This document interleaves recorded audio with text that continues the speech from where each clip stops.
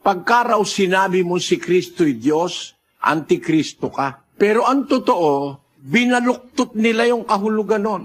Basahin muna natin, kapatid na Daniel, ang 4 ng unang Juan, versikulo 2. Dito'y nakikilala ninyo ang Espiritu ng Diyos. Ang bawat Espiritong nagpapahayag na si Hesukristo ay naparitong nasa laman ay sa Diyos. Ang sa Diyos pala, kung magpahayag o mangaral, si Hesukristo ang wika, naparitong nasa laman.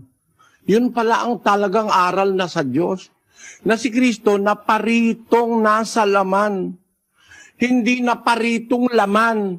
Hindi naparitong tao. Paano naman paparitong tao? Meron bang tao sa outer space?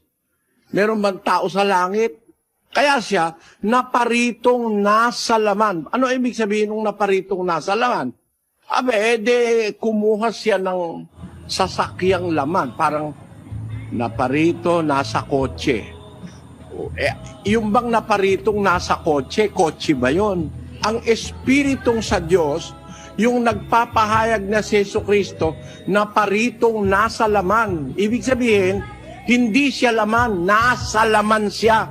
Ba't nasa laman? Kasi Espiritu siya.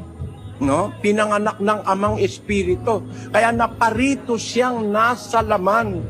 Mga kapatid. Pagka ang pahayag mo ay naparito siyang laman o naparito siyang tao, lalabas antikristo ka. Basahin natin ang 2 Juan, Kapitulo 1, versikulo 7. Pakinggan nyo.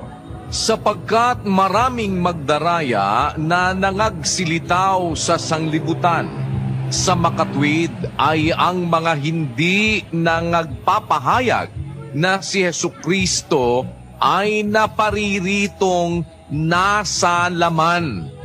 Ito ang magdaraya at ang antikristo. Antikristo yan, yung mga hindi nagpapahayag na si Jesucristo'y napariritong nasa laman. Ito ang magdaraya at antikristo. Dapat, para ikaw ay sa Diyos, hindi ka antikristo, ipapahayag mo si Jesucristo na paritong nasa laman. Hindi na paritong laman o naparitong tao. Napariritong nasa laman.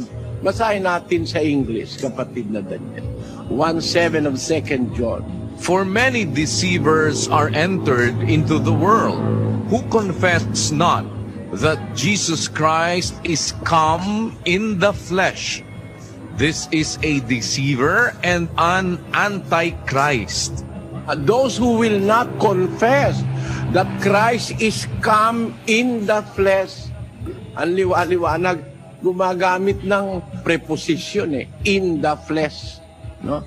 Nasa laman. Pag nasa laman, kumbaga nasa kotse o nasa eroplano, hindi siya eroplano. Nasa eroplano siya. Nasa laman, nasa laman siya, hindi siya laman. Nasa kotse, hindi siya kotse. Nasa kotse siya. Anong paliwanag nila? Pinalitan, naparitong may laman. Ang nasa Biblia, naparitong nasa laman. Hindi naparitong